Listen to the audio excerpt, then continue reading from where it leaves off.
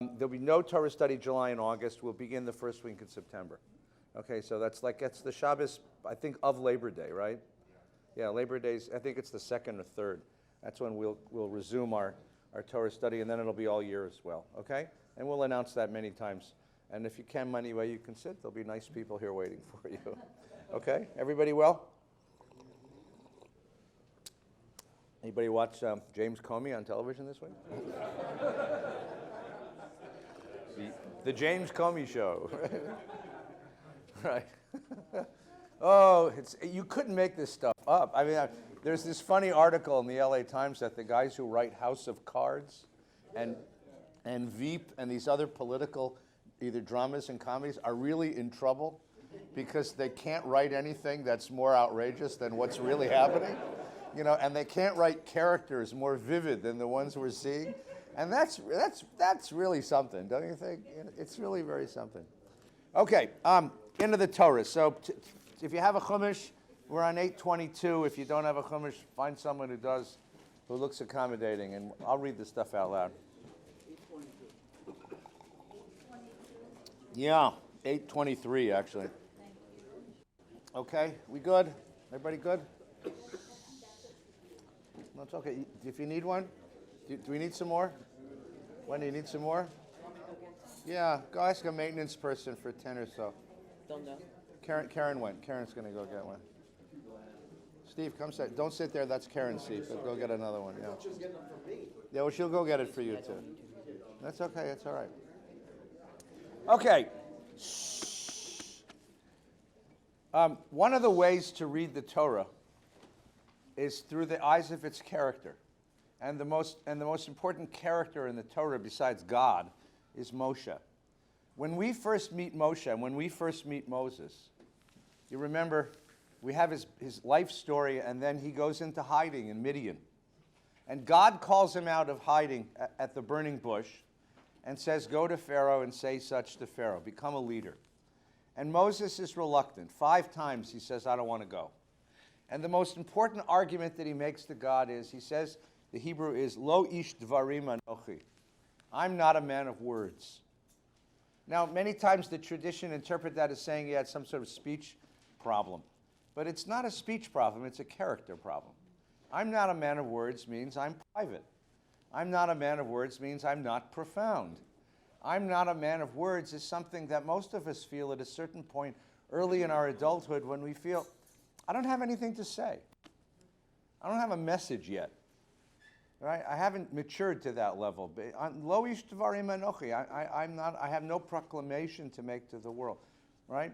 So Anita, there should be some chairs right outside, and bring one in. Or ask, Ami, get us a couple chairs, huh? There you go. Okay.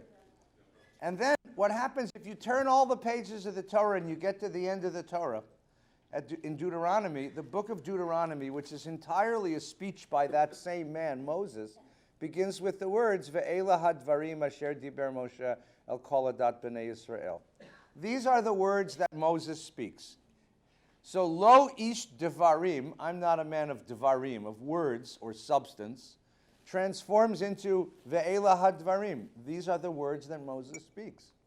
Somehow in the course of these 40 years, not only do the people of Israel come out of slavery and cross the wilderness and arrive in Canaan, this man grows up.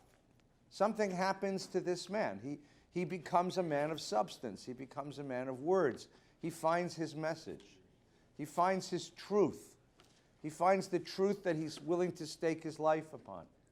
And watching that happen is sort of the subtext of watching the larger drama of the liberation of the Israelites and their wandering across the desert.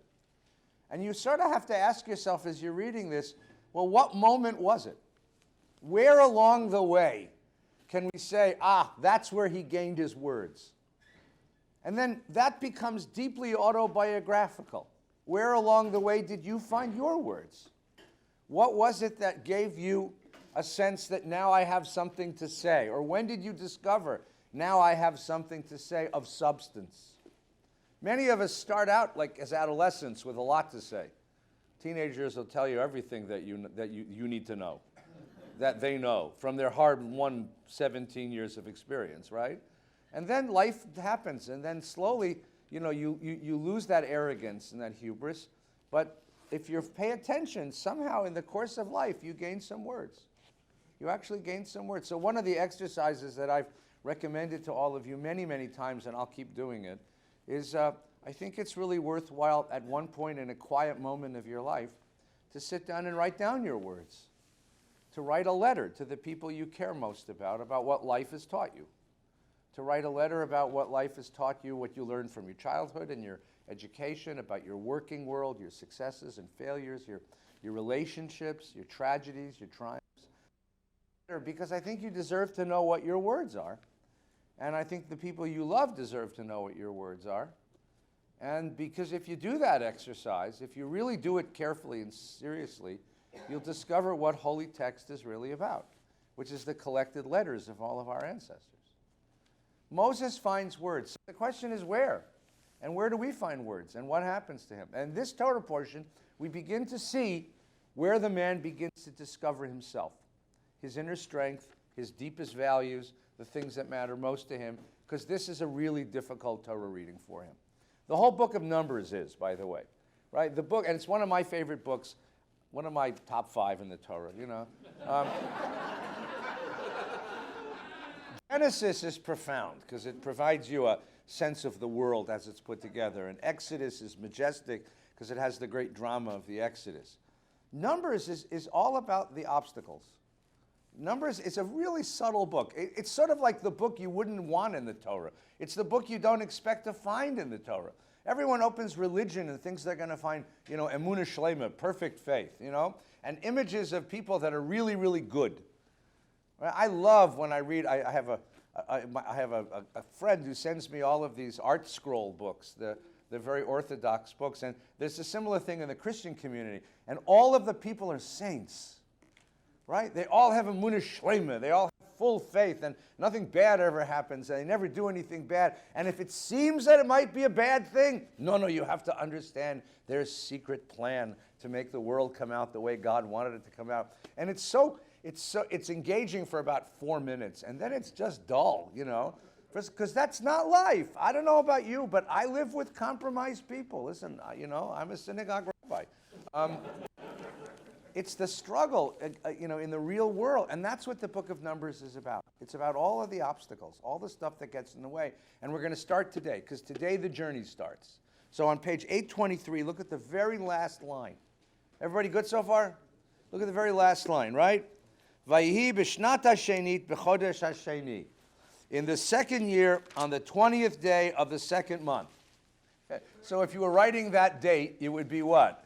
Right? Second day, second month, 20th day, second year. 022002. You get the picture? Chapter 2. Chapter 1 was, we left Egypt, we crossed the Red Sea, we did a few days in the desert, and we got to Mount Sinai, and we met God.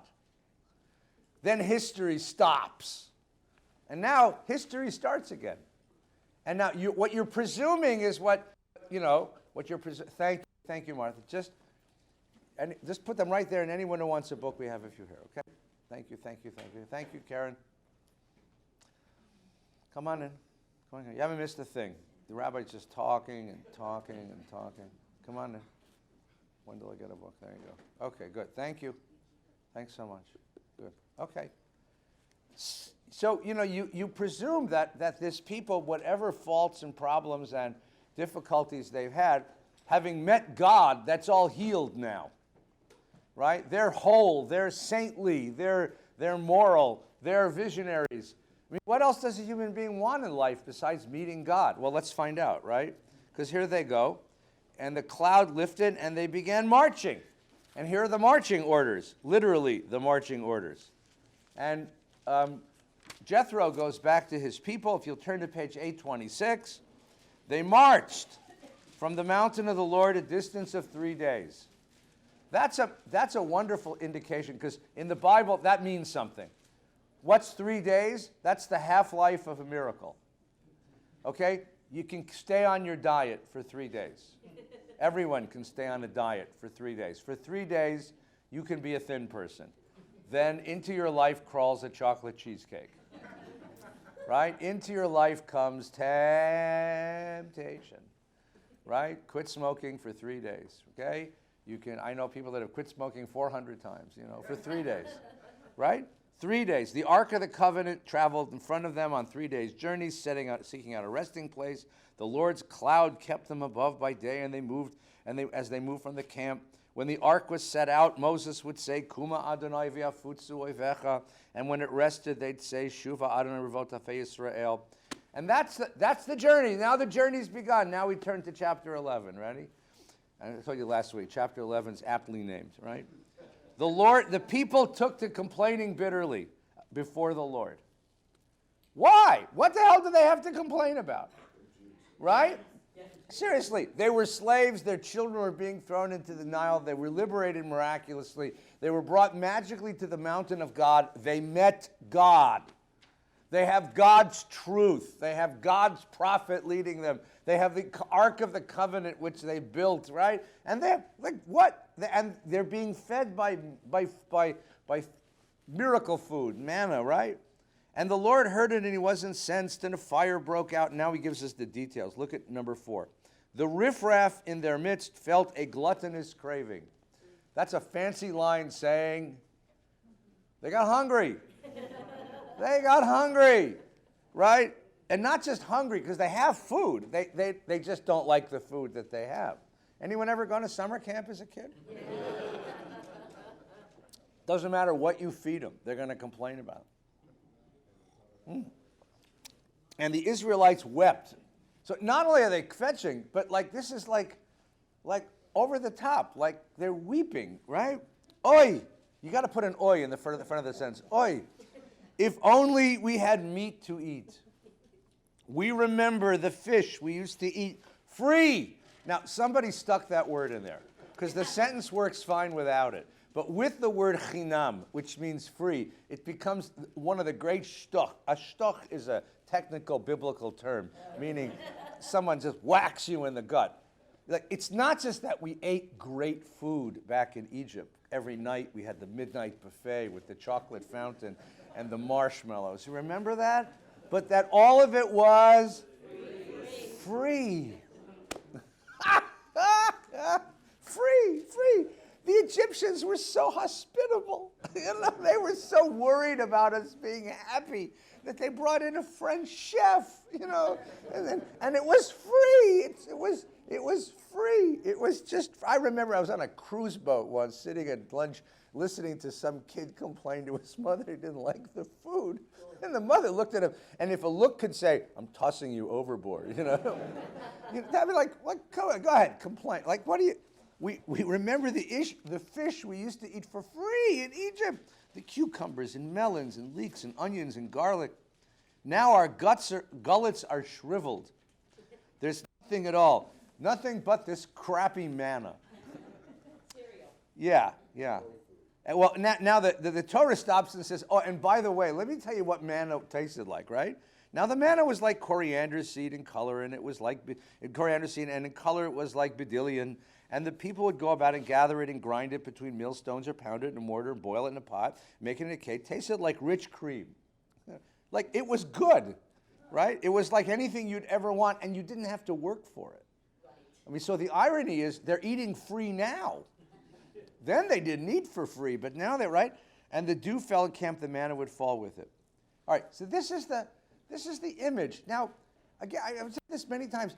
When I take pictures of my kids on vacation when they were young, we used to take out the ones where everyone looked good and put those in the album. The ones where the kids are cross-eyed or making funny faces or being rabbit ears, you take those away. Why would you keep this picture? So you have to sort of ask, like what are we being told when they purposely present a picture, which is very unflattering? It's a very difficult thing to read.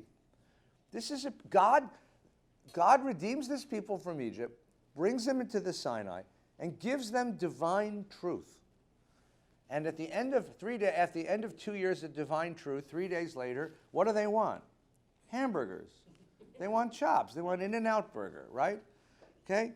Now, what happens to Moses? This is what I want you to watch. Moses heard the people weeping, every clan apart, each person at the entrance of his tent.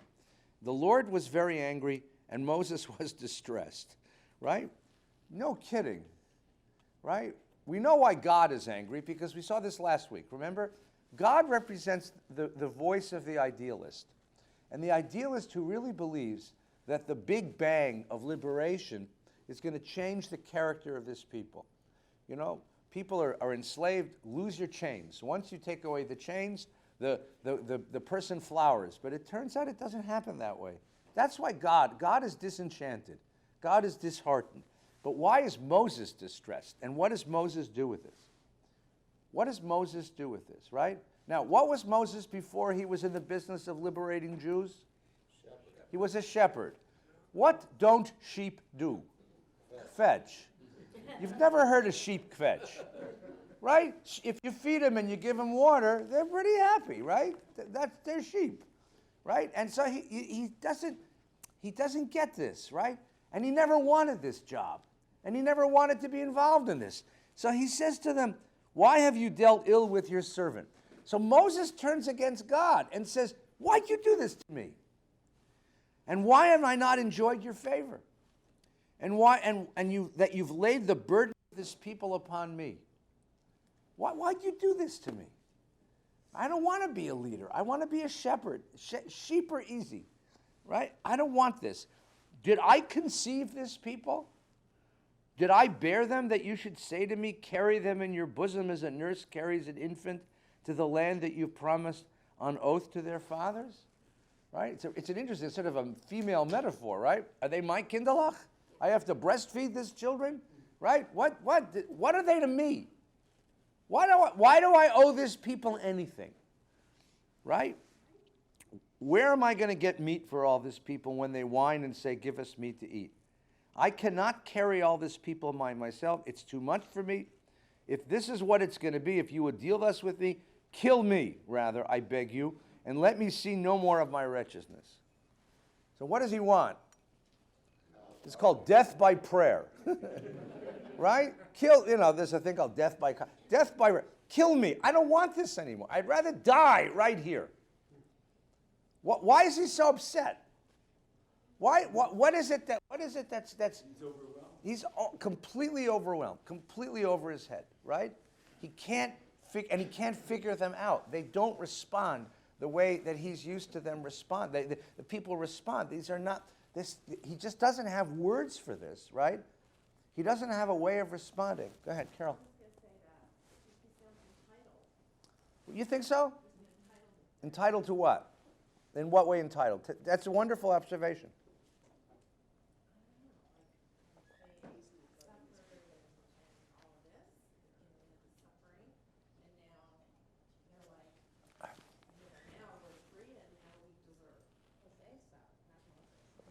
They're entitled. Is he entitled too? No, it's a wonderful observation. Does he feel a deep need to liberate this people? Does he feel connected to this people? He's not loving his people. He's what? He's not loving his people. He's not loving his people. Does he feel connected to them in any way? Does he feel responsible for them? I mean, a leader goes through tough times because he or she feels that this is my responsibility and I have a mission to complete and I'm attached to it and it defines me. And the greater the difficulties, the more that leader has to be defined. Think of Winston Churchill leading England through the Second World War. He was England. I mean, he embodied it. He wasn't going to abandon England in any way, right? I mean, that sense of taking on the responsibility of a people as your own. But here you get a sense that he separates from that responsibility. And he says, listen, I never wanted this. I mean, who are these people to me? These are not my people. This is not this is not mine. I don't own this. And therefore, there's a sense of distancing. Maybe it's not entitlement, but a certain sense of distancing from it. Yes, please. I think a new concept, instead of freedom of choice, because when we were slaves we didn't have that, but freedom of change comes into play. Why? Because, you see, there's a price to pay for freedom. Sometimes the changes that we undergo take us out of our comfort zone. So So it's freedom of change. In other words, change that we cannot foresee ahead of time will be beneficial to us or positive. Like the manna was a change, but there was a purpose.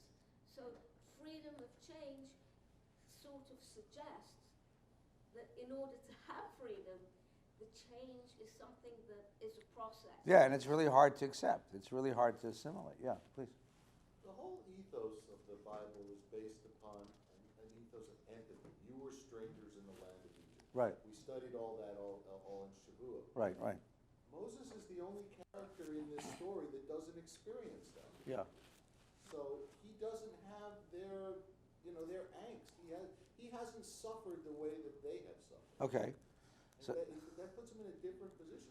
Yeah. He's being asked to lead them when he's not one of them. He hasn't.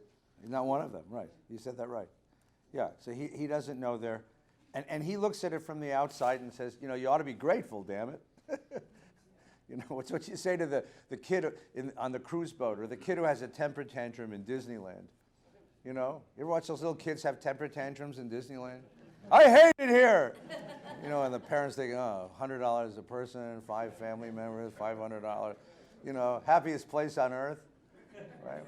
I think there is an issue where people leave their kids at Disneyland. You keep them, Mickey. You raise them. I don't want them. Yes, please. Already lost the challenge of the passion of the challenge. Yeah.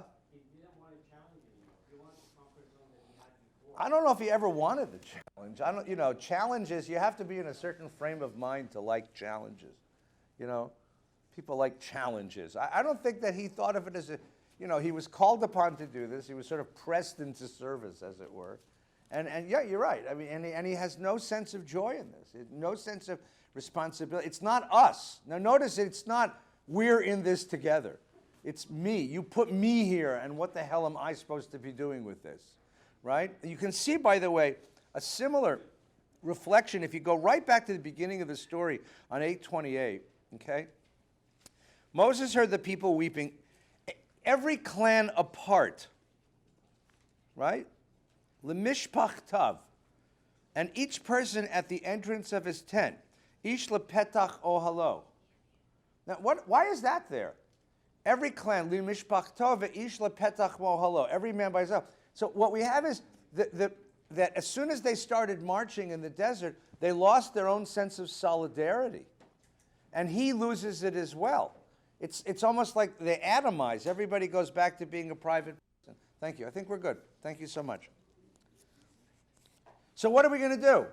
What is the answer? I can't lead this people. I can't lead this people anymore, he says. I can't lead this people anymore. I've had enough. Okay? So what's the solution? Board of directors. God creates the first, and God actually thinks this is going to help. Okay? Then the Lord said to Moses, gather for me 70 of Israel's elders, whom you've experienced as elders and officers of the people, and bring them to the tent of meeting, and let them take their place there with you. Now, so there is actually, it turns out, if there's elders, then what does that tell us? That there was a structure of leadership, and that Moses had actually supplanted that structure of leadership. So let's go back and let's reinforce the existing structure of leadership that's there, and we'll use that structure of leadership to deal with this people. So go get me 70 elders who are elders of the community. In other words, let's engage the people in their own leadership. The problem you're having, Moshe, is it's you and 2,000 of them. No one can do that, and all of this is coming from the outside. Manna's from the outside, liberations from the outside, directions from the outside. Let's put them in charge. Let's give them a voice in the leadership of this people. So take 70 of the elders. I will come down and speak with you there in the tent with all of the elders, and I will draw upon the spirit that is upon you and put it upon them. That's an interesting phrase. I'll take some of your leadership and some of your charisma, and I'll distribute it among the 70 elders. By the way, how many tribes were there? 12. How do you get 70 elders out of 12 tribes? If you take 6 per tribe, you end up with 70. Oy vey. If you have 5 per tribe, you only end up with. So tell me, mathematical geniuses. Okay, we'll come back to that in a minute. All right. The Levies. But he counted the. But if you don't, if you take the Levies out of the tribes, now you only have 11. Maybe there was a 13th tribe. But that's a problem, you see. Even if there's 13 tribes, how do you get 72? Right, 70, right? And say to the people, he says, and I'll put your spirit on them, and they shall share the burden of people with you, and you shall not bear it alone. In other words, the problem is that he's the only one who takes responsibility. And if one guy stands there and says, I'm responsible, I'm the only one responsible, then all of the kvetching goes in his direction. But suddenly, if they have a voice in their own leadership, and this is going to be the growing recognition that God is going to have, and Moses is going to have through the whole book of Numbers, that the problem with the model is you can't liberate this people all from the outside. The liberation has to come from within. So the first step is, sorry? God is only talking to Moses, he's not talking to. Right, well now you're going to get 70 guys that are going to hear it also, right? They're not going to hear it from God, they're going to hear what Moses told. But the 70 guys are going to hear it from God. Yeah, it says that. Look, I will come down and speak with you there, and I will, yeah, but they'll be with you. They'll hear it, right? And you will not bear it alone. But not with the elders, the little note on 17. Yeah. That says, but not with the elders. The note is wrong. What does the note know? Why are you reading notes? Joel, I'm right here. I know more than these guys did. Now I know why I came back. That's right. Rashi Shmashi. Who needs Rashi? Right? Yeah. Go ahead. Welcome. Gelman's back, by the way. I think your analysis. And his knee is sore, but the rest of him is like raring to go here. First of all, I now understand what refuah shlema means. Yeah, we talked about that. Yeah, And amen. why don't we just wish people refuah? What's this refuah shlema? And it's because there's many different ways you heal. My knee is going to heal on its own way. Yeah. But my spirit, my neshama, couldn't heal without being here. Well, come So back. thank you. Glad you're back. So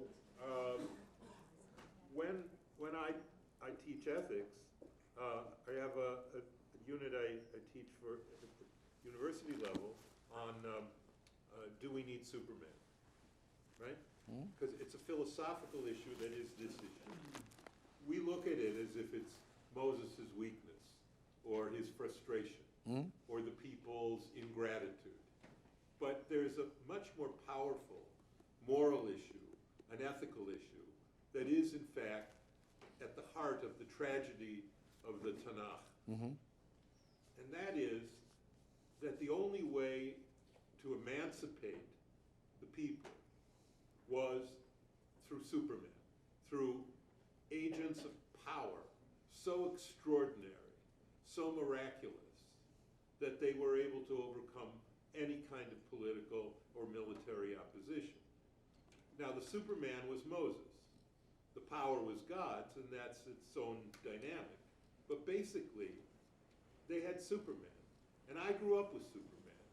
And eventually, when I became philosophically literate, I returned to the question of, why would you do anything in a world that had a Superman? Why wouldn't you just sit on your ass and say, look, no matter how bad it is, that's soup. Get soup. Soup is going to fix it. And that explains the present political dynamic. And it explains what Nietzsche was about with the man of power, which is we have these two impulses. One impulse is to have Superman and to let that Superman solve all our problems, do everything for us. But that does not produce morally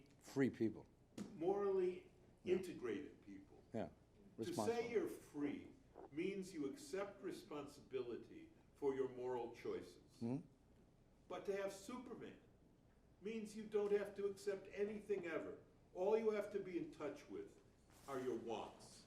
And he's supposed to provide them. So, my point is that on a certain level, the people are right about meat.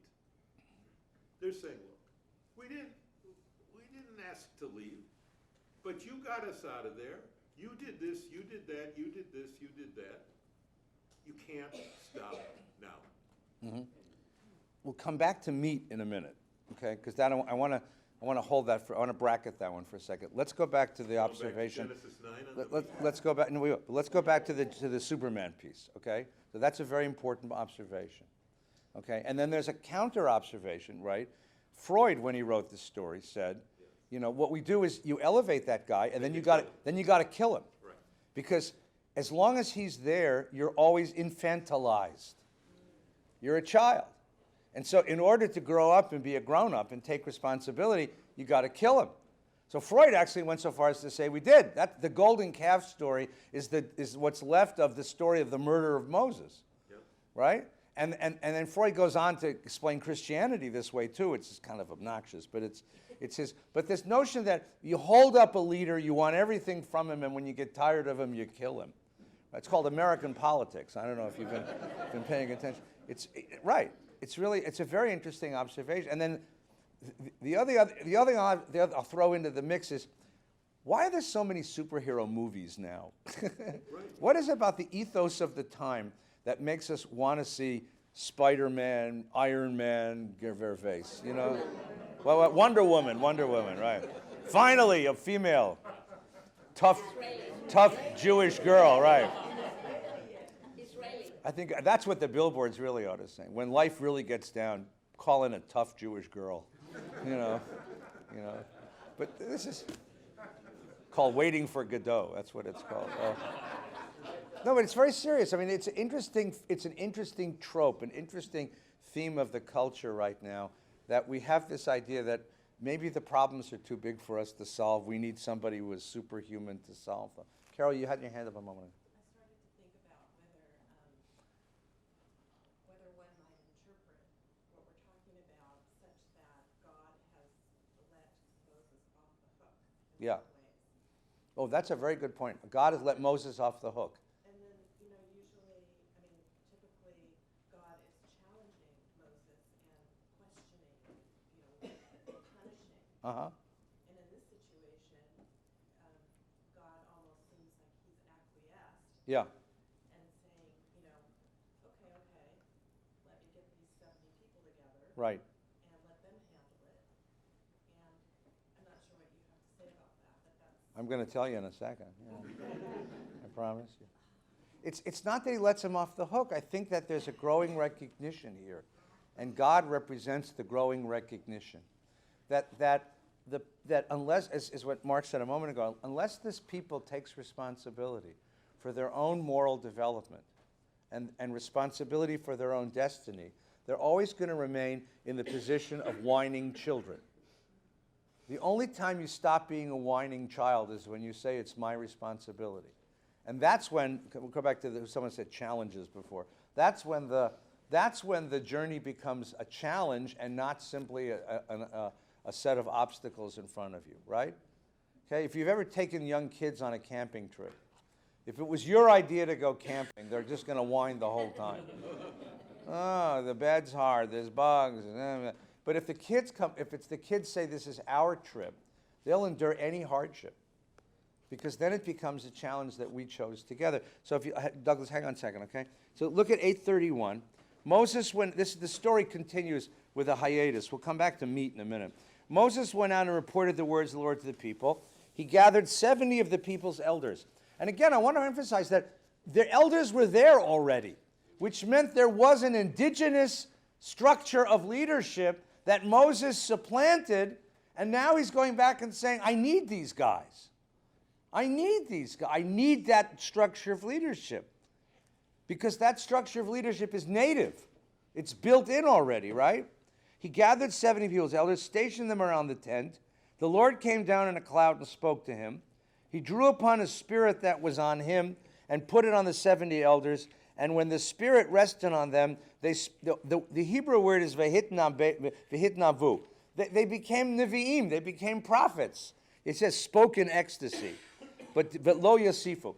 So here's the prophecy was this experience of sort of an ecstasy, a trance of some sort. They had an experience. Torah is not too precise about what it is, but it was a one-time experience. It was a one-time experience to impress upon the elders that they're now in charge, and it's a one-time experience to impress upon the people that these are the authorized elders of the community. These guys are authorized. So unlike Moses, who continues to have this prophetic gift, they have a one moment of prophecy. Now, here's an interesting thing. There were 70 of them, right? But there are 2 more. And you can figure out, if it's 6 per tribe, it had to be 2 more, right? 2 men named Eldad and Medad had remained in the camp. They didn't come because there were 70 called, so they stayed in the camp, yet the Spirit rested upon them. They were among those recorded, but they had not gone out to the tent, and they spoke in ecstasy in the camp. So while the 70 were gathered around the tent, which is in the middle of the community, 2 guys were living at home, and they had these experiences, right? Sorry, that's the 72, right, right. A youth ran out and told Moses, saying, Eldad and Medad are acting the prophet in the camp. And Joshua, son of Nun, who's going to become, later is going to become his general, but right now he's assistant, Moses' attendant from his youth, spoke up and said, my lord Moses, restrain them. What is Joshua worried about? Why is Joshua worried about Eldad and Medad walking around speaking like God? What is he worried about? People start thinking they're God. It's chain of command, yeah. I mean, he's got the 70 so they can talk together, but you got these 2 other guys walking around saying, we speak in the name of God. So Joshua is jealous for Moses' leadership. You can't have people challenging your leadership like this, Moses. That's going to be a big problem in 2 weeks if you come back, right? And he says, my Lord Moses restrained them, but Moses said, are you wrought up on my account? You worried about me? Don't worry about me. Would that all the Lord's people were prophets, and that the Lord put his Spirit upon them. Moses then re-entered the camp together with the elders of the town. What is Moses' response? Don't worry about me. What kind of leader is Moses? Would that they all became prophets, right? I'm not worried about someone else taking responsibility. I'm not worried about someone else speaking in the name of leadership. For Moses, leadership is a self-liquidating proposition. When the people gain sufficient responsibility, my job's over. All right, 2 down, 602,000 to go. That really, he's not jealous for his own leadership. Because at this point, his own leader, it's not for the ego of being the leader that he cares about. He's doing this because he was given a responsibility by God to rescue this people.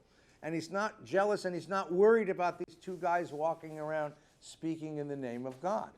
Now, later on, we're going to have this whole issue with his cousin Korah. We'll come back to that. But at this point, he has this understanding that the more leaders, the better. The more people who say, this is mine and I take responsibility for it and this is what we should be doing, the better. The more people who take that seriously, personally, then the better a community it is. All right, Douglas, go ahead. Is this the point where God comes to a realization that Moses can't lead the people into the promised land, and then the rock becomes the excuse? That's a very interesting question. It's not just, yeah, that's part of it. He can't lead them into the land. It's also when God's beginning to understand Moses' limitations, right? And any person's limitations, you know. Leadership is a very difficult proposition. It's a very difficult proposition. And leaders often go into these deep, dark funks, these deep, dark depressions, right? Depression is a serious issue for leaders because you have these incredible idea of infinite ideals and aspirations and limited resources. And the contradiction between infinite aspirations and limited resources. And why won't they listen to me? And why won't they follow me? And why are they always coming back to me? And why is it so petty? Right? Without getting into the politics of the thing, just watching, Trump deal with what's going on. And you have it, the frustration is so palpable. Yeah, self-inflicted, I know, but it's still, it's palpable because he just doesn't, it's very difficult what's being asked of him, right? It was difficult for Clinton. It was difficult for Bush. It was difficult for every president. That's why David Gergen exists in the world. David Gergen is God, okay? I don't know if I met him. He's a very interesting. He looks like God, you know. He talks like God, and he serves every president. And his job is to say, okay, let's decide what we want to do and how we're going to do it, right? So right now he's at Harvard, where God teaches, and that's where that's how it works, right? Steve Bannon, on the other hand, that's another story. Okay. All right, are you hungry? Are you hungry? Let's eat a little bit, all right? So let's get a little food. Now, does this story sound familiar? We had this story before, remember? That's how when the manna first started, they also got quail, right? Not Dan, the food. They got the birds, right? So here, if you go back for a moment, here's the story of food, right? Okay, if you take a look, it's on page 830, verse 18. And say to the people, purify yourselves, for tomorrow you shall eat meat. For you have kept whining before the Lord, saying, if only you had meat to eat. Indeed, we were better off in Egypt. The Lord will give you meat, and you will eat. You'll eat not 1 day, not 2, not 5, or 10, or 20, but a whole month until it comes out of your nostrils, and it becomes loathsome to yourself. This is called God being spiteful, okay? Anybody recognize this? Does this sound like your family? So what does God say? You want meat? I'll give you meat. I'll give you so much meat it's going to come out of your nose. You will be puking meat, right? That's what you want, right? Because what's God's frustration? I gave you freedom. I gave you aspiration. I gave you truth. I fed your spirit, and all you want is meat? Right? Hang on a second. Just for you have rejected the Lord who is among you. Right? God lives in your neighborhood, and that doesn't matter to you. All you do is keep whining, why did we ever leave Egypt? That phrase is so powerful, right? Why are they whining, why did we ever leave Egypt? It was so bad in Egypt, and yet there's not an ounce of gratitude for the liberation. All there is want, blah. So you have these two aspects of God. One is the wiser aspect, which understands what they need, which is the 70 elders. And the other is the sort of emotional response, which is this one. And both of them are reflected in the Torah. And the Torah edits them together very closely, but you can feel it. It's that frustration. And as I said to you last time, I think that God is the voice of aspiration, the voice of idealism, the voice of the revolutionary. And the revolutionary goes through these moments when he says, to hell with it, let them rot in their slavery, I'm not going to free them. And then he comes back and says, no, that's not why I'm here. So there's this moment of divine just rage, and the Torah records it. Yes, Wendy. I think God is not a very good parent on occasion. And parent. No. And yes, and when, to use the meal analogy, when you have a child who's hungry, Yeah. you have to feed the child not only the food, but you have to teach the child to swim. You have to teach the child how to eat. Yeah. So here, God is making it in bite-sized pieces for the people. And the lesson that you learn morally, as you learn to be a bigger person, is be very careful for what you wish, because you may get it. Yeah, yeah. It's not the kid who is hungry. It's the kid who you make the kid a meal. You spend all day making the kid a meal, and the kid says, "I don't like lasagna." You know, you liked it yesterday. You know. Yeah, I know. That's the moral lesson. Right, and there is a moment that every parent says, "I'm going to kill the kid." You don't really do it. No. You know, God willing, but you know. But you would think that, I mean, to me, that's the teaching here, that God Right. over and over again does not realize, Moses over and over again doesn't realize you are coming from a place at the head of the line. You have to look back. The people behind you haven't had that experience yet. Yeah. You know, Moses, you were talking before, Moses, the people don't get, and Moses is derivative. Moses was a prince. Yeah. Why should he feel like part of the people? Right. He wasn't. Right. And he's learning, and you can see what he's learning in each episode. He learns also. He's just in a different spot in the line. Yeah. All right, one more learning episode. Look at chapter 12. So now we're going to go from the most macro to the most micro. It's going to change now from his conversation. It's page 833. His confrontation with the people to a much more human confrontation, right?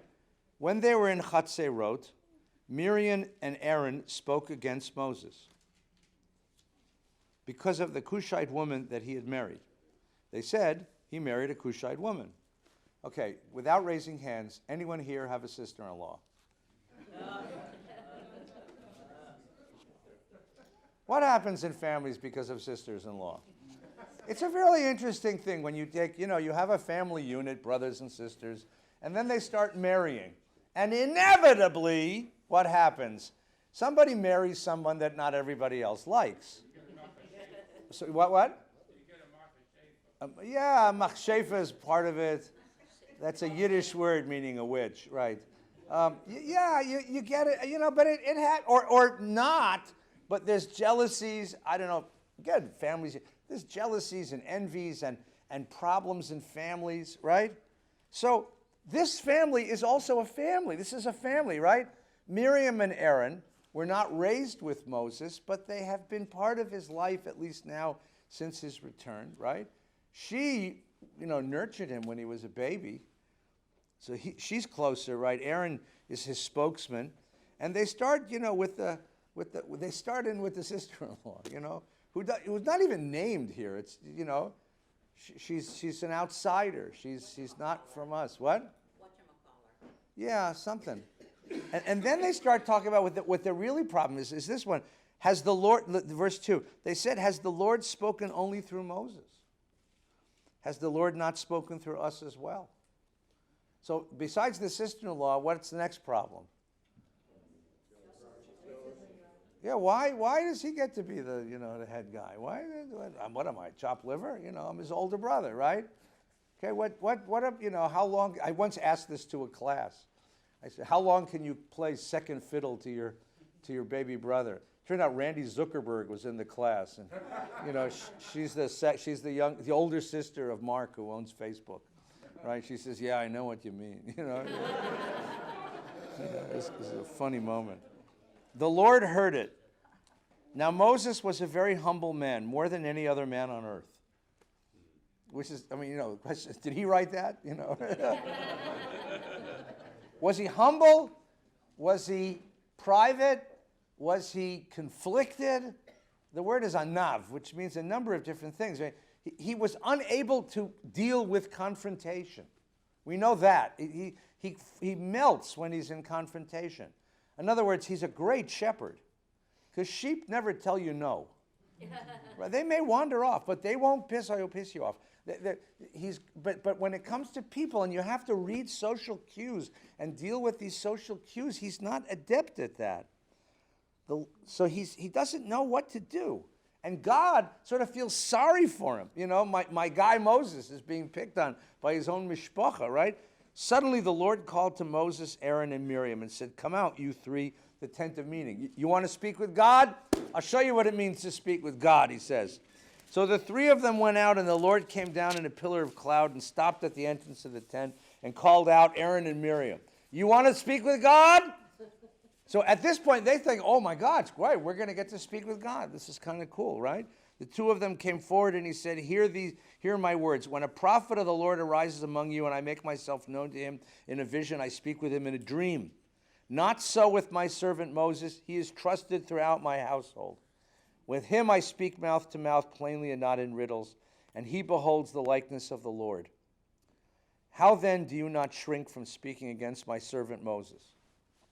He is unique among prophets. Yes, you have a gift of prophecy, but not like his.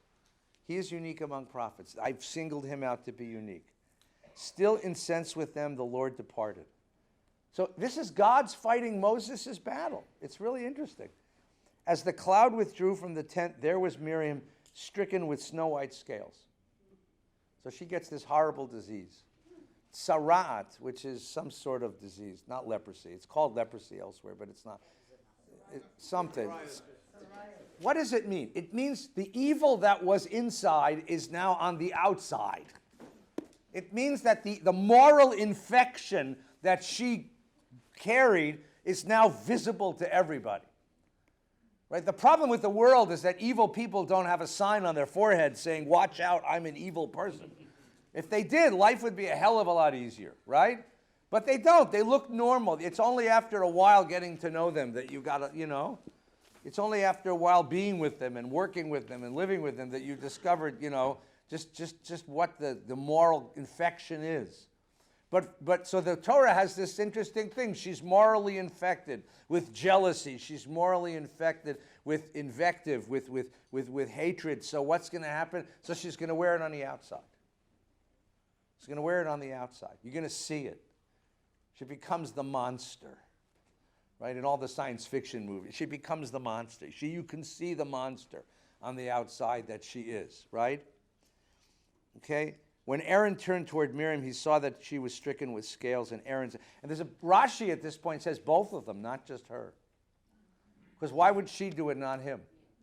Right? Why would she be the only one? Rashi says both of them were stricken. And Aaron said to Moses, "O my Lord, account not to us the sin which we committed in our folly." So he does a little tshuva. And he says, listen, it was stupid.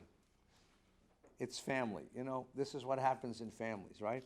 Let her not be one dead who emerged from his mother's womb with half his flesh eaten away. So Moses cried out to the Lord. And here you have the shortest prayer in the Bible, which is actually a wonderful prayer, and I want you to interpret it with me, okay? It's the end of the paragraph. It's verse 13. Vayitzak Moshe el Adonai. He cries out to God. Now, it's interesting. It's not he says to God, he prays to God. He's touched by her condition. He cries. Even though they hurt him, he still has a sense of connection with her. I mean, she's the one who rescued him from the Nile. I mean, she's important to him, right? So he cries out and he says, El na rifan Allah. It's 1, 2, 3, 4, 5 words. El na rifan la. El na rifan Allah. Na can't be translated. El means God. Rifa means heal. La means her. So you have El Rifa La. God cure her. Heal her. Na na. Na na na na. Na na means it's a request. It's please. It's if you please. It's not translatable because we don't really have a word in English. Please we use, but it's a sign of humility. El na rafan Allah. El rafan Allah. So here's the question. First, I want to know, how hurt is Moses? Notice, by the way, he doesn't respond to them. God responds to them. He doesn't respond. He doesn't say, I wanted this job, God gives him this whole speech about how he's the better prophet. He doesn't respond. It's one thing if the people whines to you about they want meat and they don't want you and they want to go back to Egypt. In a certain way, that's like, remember in The Godfather? That's business. These are the people closest to him. These are the people that he trusts. This is the sister who rescued him from the Nile when he was a baby. This is the brother who stands with him when he went to Pharaoh, when he was terrified to stand in the court of Pharaoh. These are the people he really trusts, and they turn against him. I'll give you a hint. It's getting late. The preview of coming attractions. The book of Numbers is about everybody turning against him. Right? His people turn against him. His tribe will turn against him. That's the Korach story. The whole people will turn away when they get to the spies, which is next week. His family turns against him. And in the end, God's going to turn against him. What happens to a human being when systematically each of the elements of your life that you leaned on and counted on, you can't count on anymore? And here he is in this moment of anguish with this people that he can't lead, and his family turns on him. His family, his sister, his brother. How hurt is he? So the question is El na rifan Allah a deeply heartfelt prayer from a brother who loves his sister and wants her well?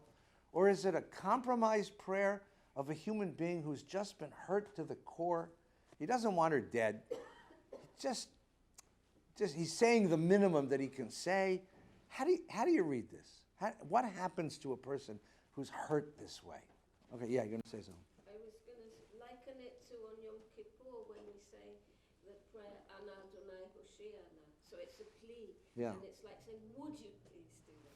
All right, so you think it's heartfelt? Yeah. Or do you think it's minimalist? You think it's heartfelt. Well, sorry? He just had so much. It's just what had so much? Too much. What was too much? His sister being sick. Yeah. It's too much. Like it's one thing if the people are angry at you.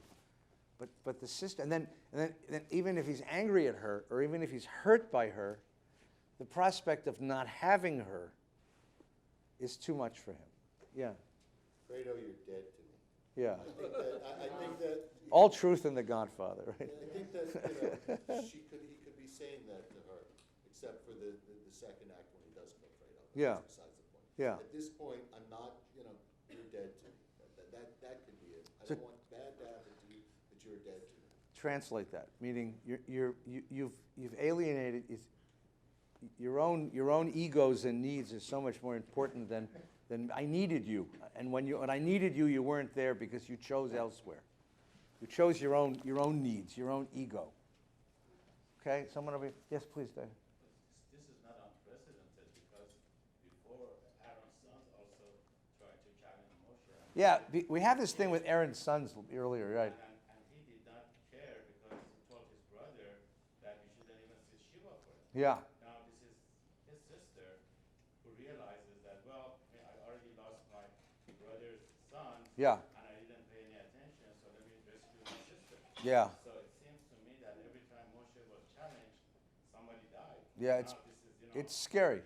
It's scary that now he's coming to the realization that, well, it can't be just like that. I mean, Right. something has to happen. Yeah, I need them. What does it take to pray for someone who's hurt you? What does it take to confront someone who's hurt you? I mean, think about it. Someone who's really hurt you, who's really, because they first attack his wife, and then they attack his job, his prophecy, and they're his brother and sister, for God's sakes. It's not these outsiders. Korach is going to be a political rebellion. This is personal. Yeah, go ahead. I think it shows that Moses has come to the highest point of being the humblest man in the world. Yeah. History at that point, that it was at the height of his prophet of the God. He's forgiving and forgetting everything, even to the point that they're trying to get his job. Yeah. He's saying what his Yeah. job is.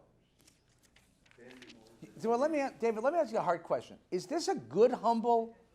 There's two words in English. One word is humble, which we take as a high thing. That's a good thing. Then there's another word called meek, which is the person who can't stand up for himself. Is this, how do you read that? I think the whole Bible from Genesis all the way through, God is trying to figure out the people. Yeah, they are. And also, God is learning along the way. Right. Not as he created. Right, But Moses in this point, right here, becomes so elevated.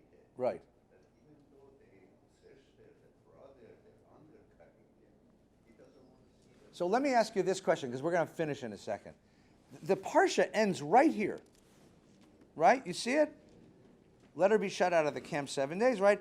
After the people set out from Chatzirot and camped in the ruins of Paran. It ends abruptly. Tell me about Moses' frame of mind right here. We are 3 days out of Sinai. This all took place in 3 days. 3 days out of Sinai. What is he feeling right now? Who said that? Why is he depressed? Tell me why.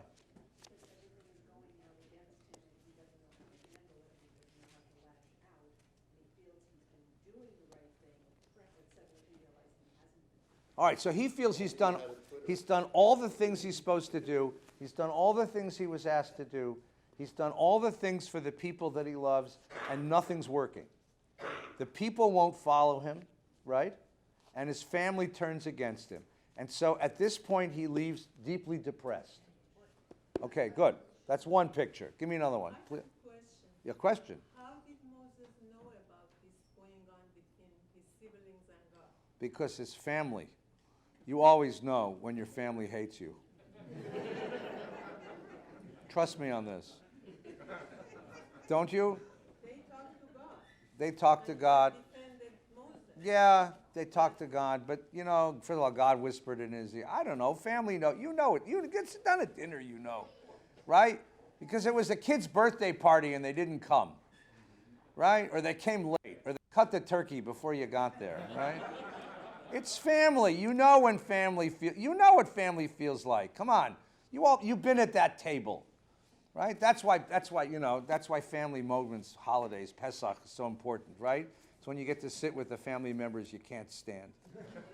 Try to figure out what it means to have family. It's family. How does Moses feel right now? Right now, at the end of this Parsha, where are we left? One suggestion was he's depressed. What's another suggestion? Humiliated. What? Frustrated. Why is he frustrated, Oren? Because they won't follow him. He's frustrated. You got a people that won't follow him. And by the way, they're in the middle of the desert. So it's like, it's not just frustrated, but a little frightened, right? Now, he knows his way home because he was a shepherd out here for a while. They don't. That's scary, too. It's scary, okay? He started a process that he doesn't know how to finish. Do you think at this point he's asking himself, are we ever going to get anywhere? Can we ever move forward? If 3 days out of Sinai, this is what's happening, can we ever move forward? That's a really interesting question at this point. But isn't he already forward from where they came from to where they are? Well, where did they come from? You're right, but where? Enslavement? Yeah, except are they free in any sense? No. Are they free in any way whatsoever? All they can say is, let's go back, let's go back, let's go back. But they have a choice. Yeah. But and Egypt has become this Disneyland for them, this promised land for them, a place where everything was right before and nothing is right now. How is he feeling right now? Right now, in this point. Come on, someone. Disillusioned. Disgusted. All right. So what keeps him moving forward? No, I want to know what keeps him moving forward. What's going to keep him moving forward? What? Yeah, no, he knows. He knows that going back to Egypt is death. Pharaoh's not going to take them back. Pharaoh's going to slaughter them if Pharaoh's alive. Whoever's back there is going to slaughter them. Right. So he knows there's nothing backwards, only forwards, right? But But what you said before, Ed, when you lost everything, when everyone that you trusted steps on you, yeah. you keep going because you have no other choice. Okay. Because if you don't keep going, you die. Okay. Just Isn't you relieved at the same time? I'm asking. Jamie. It's so easy to go forward for him because he could talk to God. Right. He didn't have God behind him, he would wither and go away. Right. When he talks to God, he has the passion, the feeling, the confidence. He can go forward. All right. In 3 weeks, I'm going to ask you that question again, because in 3 weeks he's going to lose God.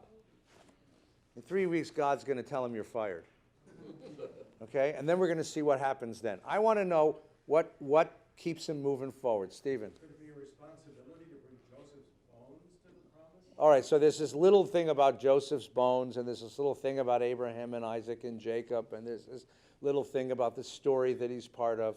But when you're at this point of utter despair, disillusionment, and frustration, where do you go for strength? That's the question. Where do you go for strength? Where do you find the drive to put one foot in front of the other and keep moving forward? Where do you find that, and what do you learn about yourself when you're in that moment? Where do you learn about yourself? Betty, go ahead. Find it within yourself because you begin to realize that you can't stay where you are and you can't go back. Yeah, You can only go forward in order to live. yeah. So, and that's the seed that keeps you moving. That's you're choosing life instead of choosing death. Right.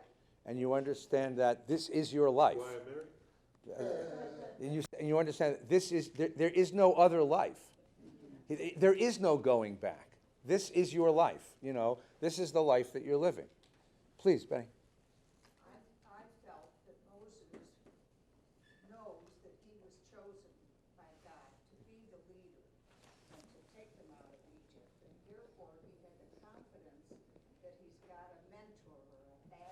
You know, I'm going to challenge that just a little teeny bit.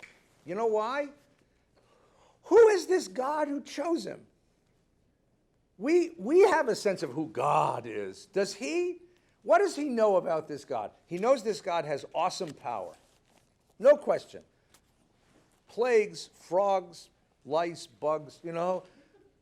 Apparently meat, he's a kosher butcher, this frog, this God, right? He has a kosher butcher connection. I think in a certain strange way, Moses isn't sure who this God is. Doesn't quite know who this God is or what this God is capable of. And I think in a certain point, that's part of the development, that he realizes it's not going to be God who's going to do this. It's going to be him. That it's something about finding something in his own character that's not derived from God, because God is as famished as he is. That God is as confused, as disillusioned, as depressed and down as he is, and that's part of the process. You get the last comment, because then we got to go quickly. I have an explanation. It's found in the Haftarah on page. Yeah, just tell it to us really quick, because we got to go. Shekhinah, the concept came to include divine involvement in Israel's Yeah. state, both outside the temple Yeah. and outside the land in the Midrash. Yeah. The Shekhinah suffers with Israel in exile and will remain with it in the time of redemption. Yeah. Meaning that it's a process. Yeah. It's something that's changing. So Moses is in the midst of all of these realizations. Yes. Whether it's God, Shekhinah, however you call it, what name to use, and feeling. So when we express thoughts in words, it has very much to do with our concept, the essence of how we interpret things. Right, exactly. I think that anyone here as a parent ever had a moment like this with a kid? Yeah. And you said, and you realize that the other parent doesn't know any more than you do. Maybe different things than you do, but not anymore. And that we're going to have to figure this out together. And somehow within, he finds, that's the beginning of Moses finding himself. The beginning of him finding himself is the beginning at this moment of despair and of depression, when he begins to discover that he does have the strength within to accomplish this mission and bring this people to freedom. I'm going to give you one bad word. It's going to get worse next week. So come back, okay? Take care. Have a good Shabbos. All right, welcome home. Welcome home. It's great to see you. Be good. Be well. you. It's nice to have you. Isn't she good? She's wonderful. You're always welcome to come, by the way. I got to run inside. I'll see you later, okay? Be good.